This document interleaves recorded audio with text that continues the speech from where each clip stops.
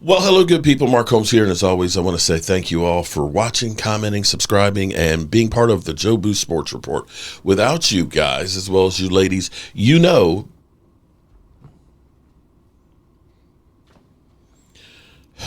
if you know, you know. Okay. It doesn't work without you guys. So we've got an interesting day. Wait. Oh. Dan Salio texting me, "Hey, brother, you got time today?" Let me respond to him real quick. Sure. Fresh meat incoming. Yeah, so Eagle fans will have a ball with that, I'm sure. Eagle fans, you know how they are. They just love to beat a brother down. Be that as it may, the NFL is trying to bury the Cowboys. And so far, here's what we got. We got the Eagles, the defending Super Bowl champion, week one, of course. That may be one of the biggest watched regular season games in history.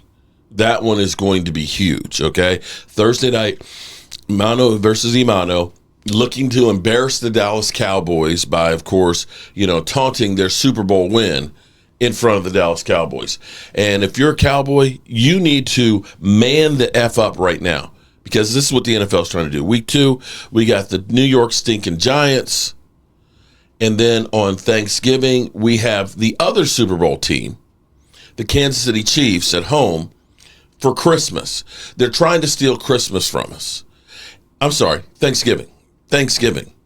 They're trying to still steal Christmas from us, with the Commanders going to the nation's capital for Christmas. That's what we know so far. Now, I'm going to say my quarterback doesn't appear to be phased at all. Eagle fans have been trashing the Cowboys and basically saying that, that like they own us. I'm seeing these posts out there. They talk about, in the last 2 years or whatever, that like Pat Mahomes and Josh Allen and Jaden Daniels, that they had basically Jalen Hurts and the Eagles are 10-0 versus us quarterback. But missing off that list is Dak Prescott, as Dak Prescott seems to be the Hurts slayer.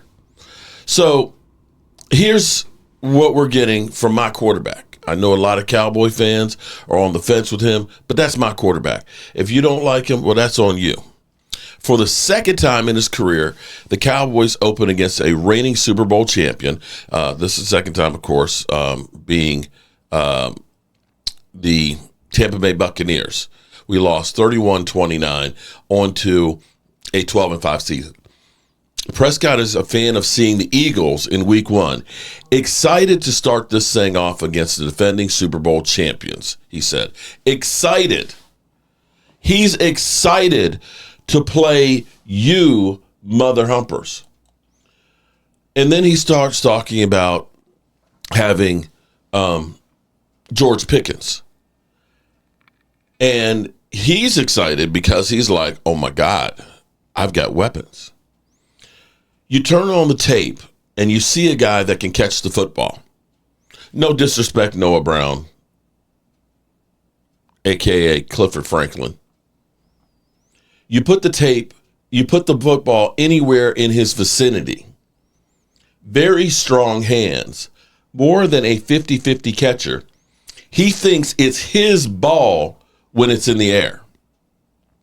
I'm excited for him, and I know that we need some help at that position. I know CD needs some help, and I think when you have a guy like that, I heard George say it, it's hard to double team two guys. You're right about that. If you have to double team those two mother humpers, guys, that means there's two other players that can't be accounted for. Then you got the other guys where, whether it's Ferg, Jalen Tolbert, Jonathan Mingo, guys who have reps and know how to get open in this league, I think we're putting together a nice group of weapons. And see, my point here, it's funny because as I talk to other teams that say, oh, Dak Prescott, he's always had great weapons. He had Cedric Wilson. Mind you, Cedric Wilson had one good season in the NFL. He had a 600-yard season when we had Amari and CeeDee Lamb as the number 3 wide receiver. And because they had to worry about CD and Amari Cooper, they couldn't focus on that guy. It's going to be one-on-ones for those guys, not with the top guys, with their lesser counterparts. And so those guys feast. It ends up elevating all of the receptions around. Because in that season, that CeeDee Lamb had about 1,000 yards, and I think Amari had like 800. Dalton Schultz had like 800. Cedric Wilson had like 600. Because those guys are taking the top off the defense. But because you acted today, wait, there's more. Oh, no, I actually already read that part. That was the early one. But you can see the excitement for the Cowboys offense. And I dare say the NFL is giving the Cowboys a motivation right now that they are literally, putting the Cowboys in put up or shut up moments of you can be buried real quick.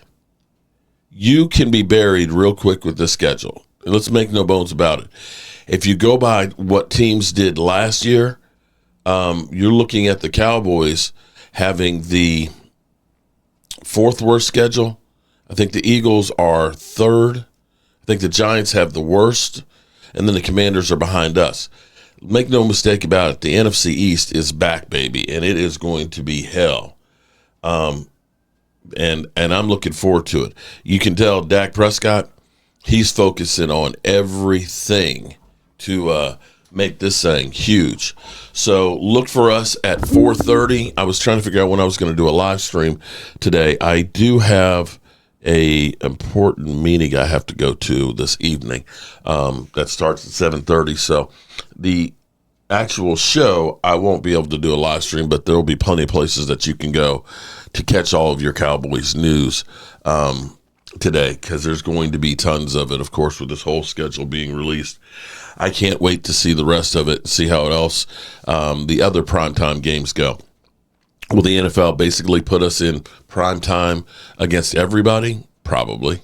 Prime time against all the playoff teams? Probably. Because I think the NFL is looking to bury the Dallas Cowboys.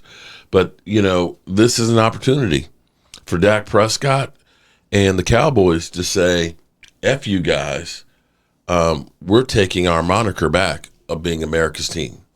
Okay, good people. We will see you all soon. And I like this a lot. Peace.